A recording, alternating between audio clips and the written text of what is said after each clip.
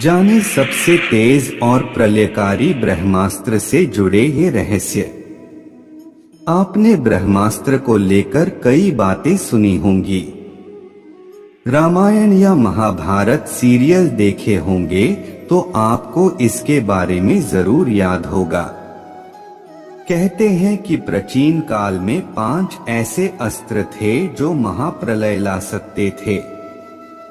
इनमें सबसे पहले ब्रह्मास्त्र आता था, फिर नारायणास्त्र, पाशुपतास्त्र, वज्र और अंत में सुदर्शन चक्र।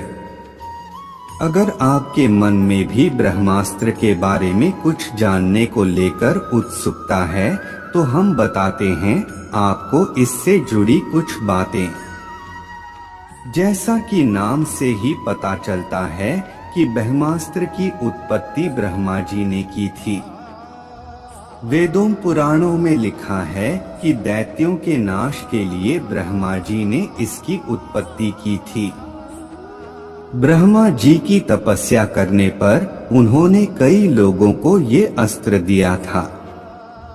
वैसे तो इसकी उत्पत्ति दैत्यों के नाश के लिए थी, लेकिन मेघनाद ने भी अपनी कठोर तपस्या से इसे पा लिया था। शुरुआत में ये महान अस्त्र सिर्फ देवी और देवताओं के पास ही होता था। जैसी जैसी जिस देवी या देवता की विशेषता होती थी उसी के अनुसार अस्त्र भी होता था। देवताओं से ब्रह्मास्त्र गंधर्वों को प्राप्त हुआ और बाद में मानव जाति को भी यह अस्त्र मिला। रामायण काल में ब्रह्मास्त्र लक्ष्मण और विभीषण के पास था।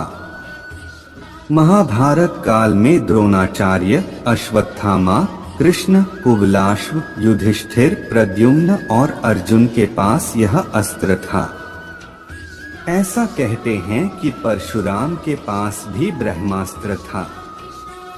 महाभारत में अश्वत्थामा ने ब्रह्मास्त्र का प्रयोग किया था। रामायण में भी लक्ष्मण मेघनाद पर इसका प्रयोग करना चाहते थे, लेकिन उन्हें राम ने रोक लिया था। हालांकि कई जगह यह भी लिखा है कि राम रावण युद्ध में इसका प्रयोग हुआ था। कर्ण भी अर्जुन पर इसका प्रयोग करना चाहते थे, लेकिन वह इसका मंत्र भूल गए थे क्योंकि उनके गुरु परशुराम ने उन्हें ये श्राप दिया था। ब्रह्मास्त्र में इतनी ताकत होती थी कि इसके प्रयोग से प्रलय आ जाती थी। जिस पर ये अस्त्र छोड़ा जाता था उसका नाश करने की तो इसमें क्षमता थी ही, प्रकृति को भी कई वर्षों तक इसके असर का संताप झेलना पड़ता था। ब्रह्मास्त्र कई प्रकार के होते थे, छोटे बड़े और व्यापक रूप से संहारक, इच्छित, रासायनिक, दिव्य तथा मांत्रिक अस्त्र आदि। माना जाता है कि 2 ब्रह्मास्त्रों के आपस में टकराने से प्रलय की स्थिति उत्पन्न हो जाती है। इससे समस्त पृथ्वी के समाप्त होने का भय रहता है। महाभारत में सौप्तिक पर्व के अध्याय 13 से 15 तक ब्रह्मास्त्र के परिणाम दिए गए हैं। महर्षि वेदव्यास लिखते हैं कि जहाँ ब्रह्मास्त्र छोड़ा जाता है वहाँ 12 वर्षों तक पर्जन्य वृष्टि, जीव जंतु, पेड़ पौधे आदि की उत्पत्ति नहीं हो पाती। महाभारत में उल्लेख मिलता है कि ब्रह्मास्त्र के कारण गांव में रहने वाली स्त्रियों के गर्भ मारे गए थे। इसीलिए राम ने लक्ष्मण को इसका प्रयोग करने से रोक दिया था। अर्जुन ने भी महाभारत में इसीलिए ब्रह्मास्त्र का प्रयोग नहीं किया था। आपने महाभारत देखते समय इस बात पर गौर किया होगा कि ब्रह्मास्त्र को सिर्फ ब्रह्मास्त्र ही रोक सकता था। इसके अलावा किसी और अस्त्र में इतनी क्षमता नहीं थी कि वह इसे रोक ले। हाँ, अगर इसे छोड़ने के बाद इसके प्रभाव से बचना है तो इसे वापस लेना ही एक उपाय होता था। हालांकि इसे वापस लेने के लिए भी एक प्रक्रिया होती थी और बिना इसके कोई इसे वापस नहीं ले सकता।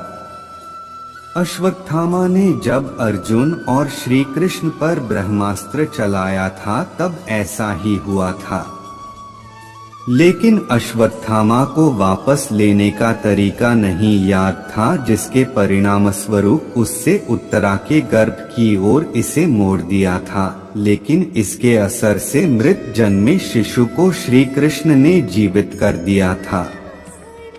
हालांकि इसके लिए अश्वत्थामा को श्री कृष्ण ने श्राप दिया था और कहते हैं कि आज तक अश्वत्थामा की मृत्यु नहीं हुई है और वह कलयुग में भी भटक रहे हैं। 42 वर्ष पहले पुणे के डॉक्टर व लेखक पद्माकर विष्णुवर्तक ने अपने शोध कार्य के आधार पर कहा था कि महाभारत के समय जो ब्रह्मास्त्र इस्तेमाल किया गया था वह परमाणु बम के समान ही था। डॉक्टर वर्तक ने 1969 से 70 में एक किताब लिखी स्वयंभू। इसमें इसका उल्लेख मिलता है।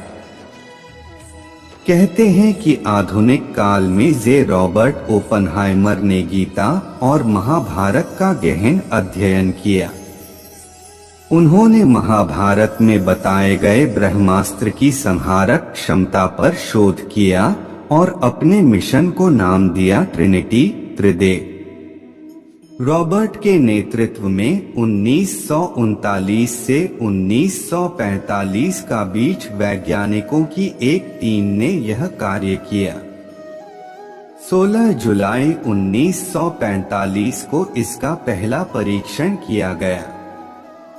ऐसी ही मजेदार कथाएं सुनने के लिए हमारे चैनल की ऐसी ही वीडियो पाने के लिए हमारी चैनल को लाइक, शेयर, सब्सक्राइब कीजिए। धन्यवाद।